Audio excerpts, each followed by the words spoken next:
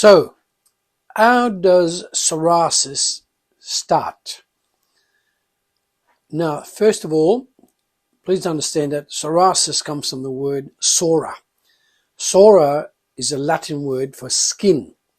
So when you've got psoriasis, in other words, it ends up with IS, it's an inflammation of the psora. Similar to sinusitis here. So if you've got sinusitis, the IS at the end means that the sinus is trouble with a problem. Okay.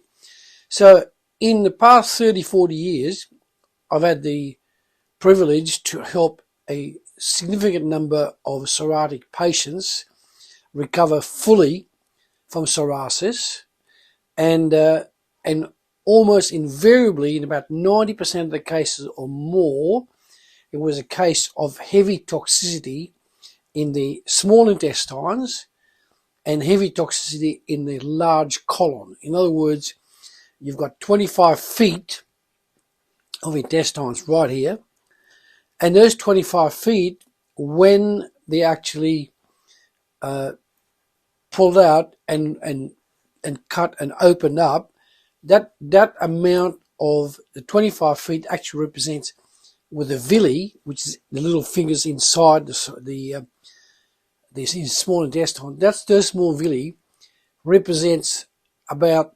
2,700 square feet of material, of area, okay? And so that's quite a large area. And often when people got psoriasis, that area is absolutely toxic with all red meat or red beef, right? Or pork, right? Almost in every case, about 90% or more, that has been the problem, is that people have eaten far too much pork, far too much red beef, and it doesn't digest it because red beef, we've proven that over 30 years, when you eat red beef, if you don't break it down properly with the digestive system and digestive enzymes, it takes 92 hours to break down. That's 4 days. So if you eat on Monday, the waste doesn't come out till Thursday. So if you're eating meat every day, it builds toxicity. So the intestines get clogged up, 25 feet of it.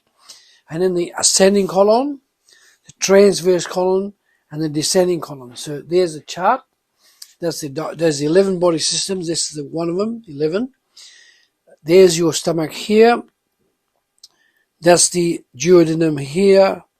And then it goes into small intestine. This is 25 feet long.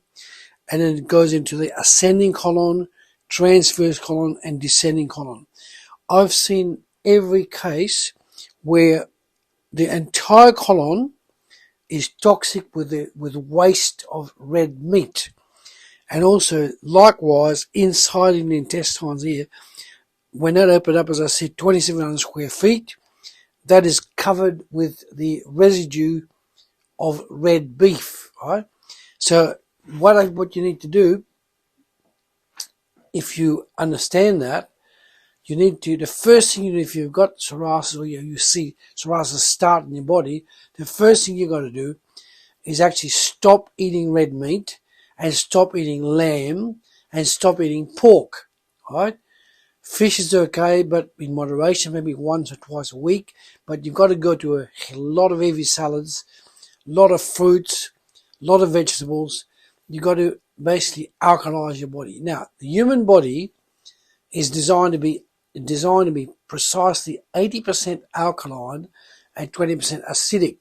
So if you eat a lot of meat, a lot of red beef, a lot of lamb, a lot of pork, your body's alkalinity drops from 80% to 70%. And when that happens, acidity goes up to 30%. It can drop further, and then next thing you know, you're 50% alkaline and 50% acidic. More disease. And then you can eventually turn around where your body's versus almost 90% acidic and 10% alkaline. And that's when psoriasis starts to really flare up, right? Now, eczema is a milder form of skin problem, but the psoriasis takes a lot longer.